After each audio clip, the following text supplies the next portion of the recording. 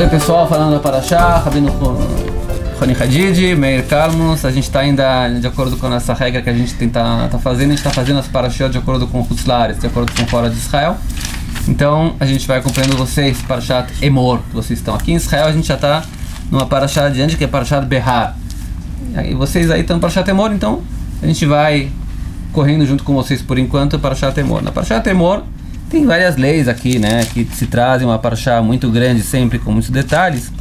No final de muitas leis que se trazem aqui sobre pureza, impureza, etc., se traz aqui o seguinte, né? Deus ordena, vocês não vão profanar meu nome, eu vou me santificar dentro do povo de Israel. Interessante a palavra também, né? Não é com o povo de Israel, ou me santifiquem, eu vou me santificar dentro do povo de Israel. Ani Hashem Ekadishchem. Eu sou o Deus que santifica vocês. Amotzi etchem eretz Mitzrayim, liot lachem leElohim, Ani Adonai. Quer dizer, eu sou aquele que tirou vocês da terra do Egito, eu sou o teu Deus, e por isso eu vou me santificar dentro de vocês. E aí aparece aquela mitzvah, né, de Kiddush Hashem sempre, né? Inclusive quem estuda o Rambam, né, de acordo com a Gemara, a gente sabe que existem vários níveis de pecados. Então, se eu não me engano bem, você me ajuda um pouco. O Rambam traz assim: tem o pecado que é aquele pecado que a pessoa só deixou de fazer uma ação que teria que fazer, né?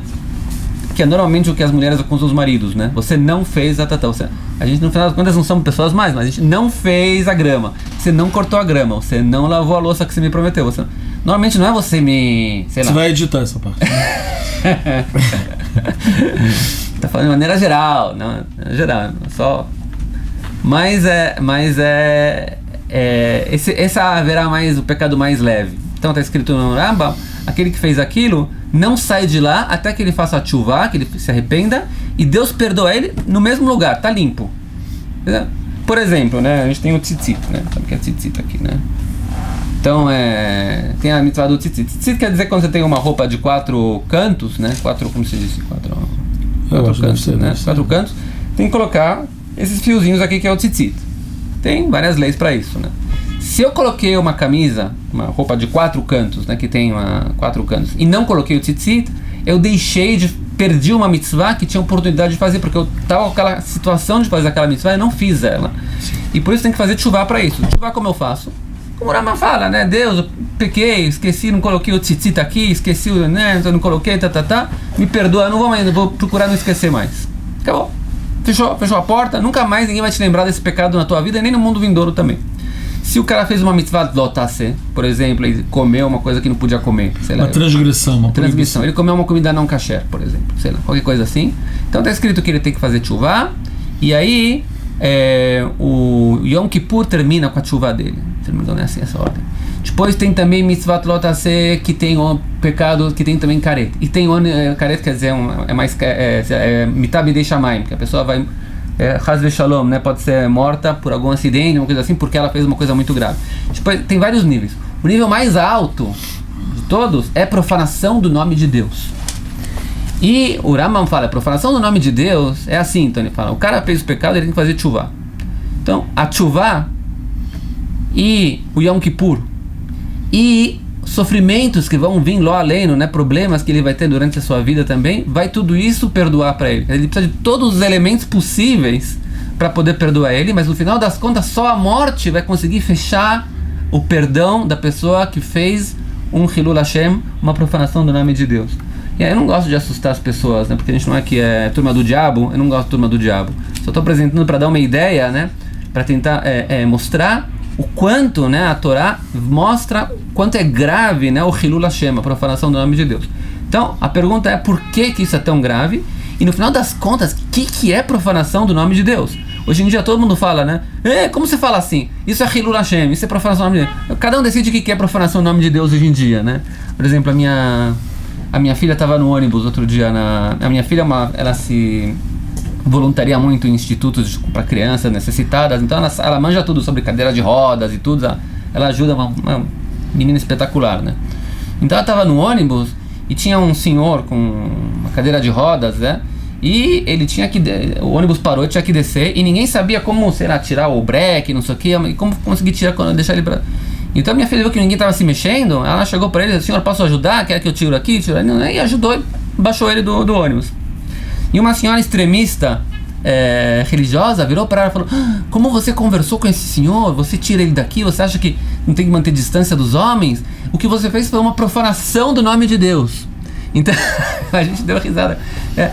Eu pensei com meus botões, não tem mais santificação no nome de Deus do que isso, né? Ajudar uma pessoa necessitada no ônibus que ninguém está se mexendo, não tem uma santificação mais alta do que isso. Mas para mulher extremista, isso é uma profanação do nome de Deus. Então tem que botar um pouco de ordem na casa, né? Falando das contas, né? Como que é profanação e o que é santificação no nome de Deus? Eu falei pra caramba, mas tudo bem. Agora, antes de você falar, eu bebo água até o final. É uma pergunta muito difícil, mas a gente vai tentar responder. De certa maneira, para a gente conseguir entender nos termos atuais o que é santificar o nome de Deus e profanar o nome de Deus, a princípio parece que a gente poderia pensar que é enaltecer o nome de Deus e denegrir o nome de Deus. Enaltecer Deus é louvado e tal. Isso seria enaltecer, e denegrir é falar Deus é uma coisa ruim ou amaldiçoar o nome de Deus, o nome de Deus, que é outra coisa. Outra proibição. Não, a enaltecer e denegrir é outra. Tem até na nossa paraxá aqui também. E inclusive é pena de morte, mas isso, aqui não tem pena de morte. Profanação do nome de Deus, uma pessoa que profanou de alguma maneira. Acho que não, a profanação não é o que está aqui na paraxá, que tem também o caso, né, do Mekalel, não é? No final da paraxá, é aqui, nem Yamor, que tem também o Mekalel, que ele amaldiçoa. Agora, não é por aqui, amaldiçoação. No final. Não é amaldiçoar. Então, o que é Lekadesh? Lekadesh, a gente tem que entender primeiro o que quer dizer a palavra o Mekalel está aqui. No final, apedrejaram ele. Sim. Então, primeiro a gente tem que entender o que é a palavra Lekadesh. O que quer dizer Lekadesh? Então, a maneira normal de traduzir Lekadesh é santificar, que é um termo religioso. Santificar uma coisa. Que, a princípio, santificar uma coisa que ela é... Vamos dizer, o que é santificar uma coisa? Eu vou santificar esse copo para o uso do Beit HaMikdash. Por exemplo, mas não está fazendo isso. Não estamos fazendo isso, por exemplo. Senão vai virar copo Kadosh. Vai virar Kadosh e a gente vai ter que guardar ele. Vai ter que levar ele e guardar até a vinda de Mashiach. Se Deus quiser. Mas a verdade é que... Você me botou agora em uma situação aqui. Mas de qualquer maneira, seria uma elevação, né? Mas a gente for entender de maneira literal o que quer dizer Kadosh, é importante entender de maneira literal o que quer dizer Lekadesh, alguma coisa. Lekadesh, alguma coisa, é separar uma coisa para um uso específico. Eu vou dar um exemplo vulgar. O exemplo mais vulgar que tem no Tanar, a minha esposa, ela não gosta que eu use o termo prostituta, que a gente falou de prostitutas alguns dias atrás, mas eu vou pedir desculpa à minha esposa, mas eu vou usar, que esse é o exemplo que tem, desculpas, mas o termo no Tanar da Bíblia para prostituta, além de zonar, é kdeshá. O que quer dizer kdeshá? Como é que uma prostituta pode usar um termo que ela é santa? É claro que ela não é santa, muito pelo contrário. Mas o que quer dizer que deixar? Que antigamente, nos tempos bíblicos, se dizia que os homens, às vezes, pegavam uma mulher e separavam ela com uma concubina ou uma amante, alguma coisa, alguém só para relação, e não era uma mulher para ser mãe, para ser esposa, era uma mulher que ela era separada de maneira bem criminosa até. Era uma prostituta. Era que deixar. Era que deixar. E existe uma proibição no povo de Israel de ter uma que deixar. E o que quer dizer que deixar? É alguém que ela foi separada para um determinado uso, Deus me livre. Foi isso é que deixar. Então a gente agora vai sair de novo desse exemplo, mas a tradução da palavra Lekadesh em hebraico não é santificar, e sim separar. Acho que é mais separar para um uso. Separar para um uso determinado. Separar para um uso determinado. Agora, vamos voltar para o lado da santidade que a gente está querendo falar aqui. Quando a Kadosh está falando aqui, Venikdash b'toch Israel, Ani Hashem Elokechem, eu estou me santificando, vocês têm que me separar e eu separo vocês. Veni makdish otchem. O que quer dizer isso? Makdish, e quando eu estou separando vocês para um determinado uso, o que quer dizer isso? Isso aí, a maneira mais fácil de entender isso é o que a gente fala hoje em dia. Vamos dizer que alguém abraçou uma certa causa na vida. Mas vamos dizer que você quer abraçar uma certa causa, fazer alguma coisa na vida. Sim? Então você mekadesh etat samecha, você está separando você para essa causa. Sim, alguém pode falar você, puxa, Rav Meir, você pode fazer isso, eu não posso porque eu tento ajudar isso, mas a maior parte do meu tempo, a minha vida, ela está consagrada, ela está separada para isso. Porque eu consagrei a minha vida para esse determinado fim. É o que fez a Haná com Samuel, né, com Shmuel, que ela dedicou ele, ele está dedicado para trabalhar a Deus. Ele está dedicado, exatamente. Então, nós estamos dedicados ao serviço de Kadosh Baruch Hu, que no caso aqui, que a Motziet Chemeretz Mitzrayim Liot Lahem Leloim. Isso que a gente recebe Deus como nosso Deus, a gente cumpre Torá e Mitzvot, nós estamos separados para isso. O povo de Israel está separado, está mukdash, ele está separado para que isso aconteça. Agora vamos chegar no... É isso que você tem que fazer. Ou seja, essa é a tua finalidade no mundo. Você está consagrado no mundo para esse tipo, esse tipo de finalidade. Agora vamos falar no lado de Deus. O que é Lekdish et Shem Shamayim? O que quer dizer você santificar o nome de Deus? O que é consagrar o nome de Deus? É fazer a vontade dele no mundo. Por exemplo, como eu posso lechalel, como eu posso fazer o contrário disso? Por exemplo, se virem a mim, em vez dos pecados que eu, como qualquer ser humano, posso estar fazendo de maneira oculta, e eu fazer isso de maneira aberta, olha só aqui que ele fez isso. Então isso vai denegrir a Torá e as mitzvot no mundo. Né? Alguém que aparece para os outros que está fazendo uma coisa errada. Então, aos olhos dele, não tem nenhum significado que a vontade de Deus no mundo seja cumprida. Por quê? Porque a melhor coisa de educação no mundo é o exemplo pessoal. Tudo que está ligado a Hilul Hashem está ligado a exemplo pessoal. Quando você vê uma pessoa fazendo a vontade de Deus no mundo, mais do que ele está falando, falar é fácil, falar a gente pode falar aqui. Mas fazer a vontade de Deus no mundo, existe um filósofo que falou que o exemplo pessoal não é o melhor tipo de educação, talvez seja o único tipo de educação que existe. É o único tipo de educação. Então, e você está fazendo a vontade de Deus no mundo, você está consagrando o nome de Deus. Por quê? Você está mostrando que a vontade, que para você é importante, que a vontade de Deus no mundo seja cumprida. E isso é consagrar o nome de Deus no mundo. É mostrar que... Porque o mundo foi criado para isso. Deus... na verdade, mostrar que Deus, por exemplo, se a gente fala do povo de Israel, né? Deus separou, e que diz, quer dizer, separou o povo de Israel para uma meta, que é trazer a luz para o mundo. Se um judeu não cumpre essa meta, a princípio, e não só isso também, as pessoas que vêm essa pessoa e dizem, olha, esse cara que deveria, na verdade, representar como Deus colocou ele para fazer uma meta, ele está fazendo o contrário, então isso é uma profanação, então... É a profanação e do nome, e do que é o nome de Deus? O nome de Deus é como Deus quer. Quando a gente fala o nome de Deus, quer dizer o nome de Deus. O nome de Deus quer dizer como Deus se manifesta no mundo. Deus se manifesta no mundo através da gente. Se a gente faz as coisas certas, fala, uau, olha só a vontade de Deus sendo cumprida no mundo. E se a gente faz o contrário, a gente está profanando o nome de Deus, porque a gente está fazendo de encontro à vontade de Deus no mundo. Não é isso que ele quer que aconteça no mundo. Isso que o mundo não vai chegar na finalidade final dele. Eu vou acrescentar. Sim. Zé, eu te parei no meio. Sim, eu tenho a tendência a parar as pessoas no meio. Não. Falei bastante. Na semana que vem, né, que é a Parashat Bechukotai, no final da Parashat tem um exemplo muito forte disso. Então já trago para quem quiser um Dvar Torah da próxima Parashat também, eu já junto também com a próxima Parashat também, para as pessoas terem também uma ideia. Está escrito lá, uma pessoa... A gente tem Bahara semana que vem, mas depois do Bechukotai. Você edita agora o que você falou. Bear, perdão.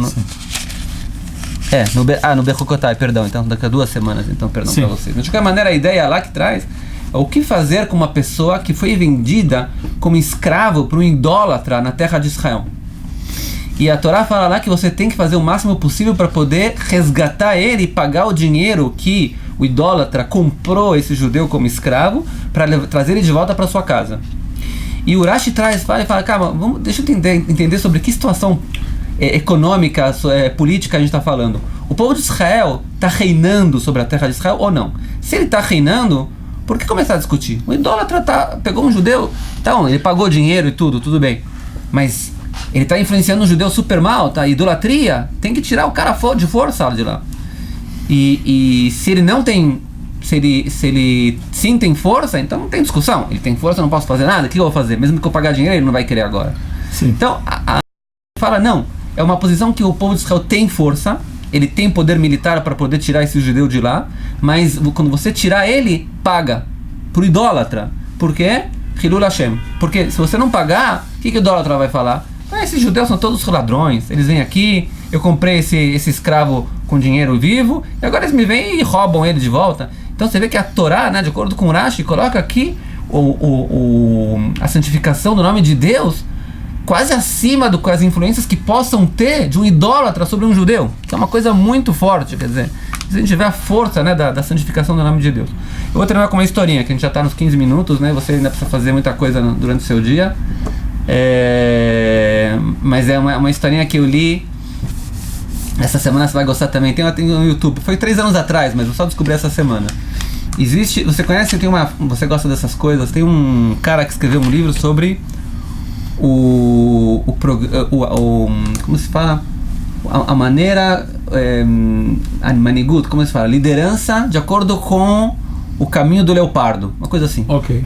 Eu vou falar disso ou não? Não. Um cara da África do Sul, esqueci o nome dele, vocês procuram, da África do Sul, que ele escreveu um livro, A Tese do Leopardo, alguma coisa assim. Ele explica como ser um líder de acordo com o leopardo se comporta. Ok. Deve ser muito interessante porque foi um best-seller. Eu não li, mas essa é a história.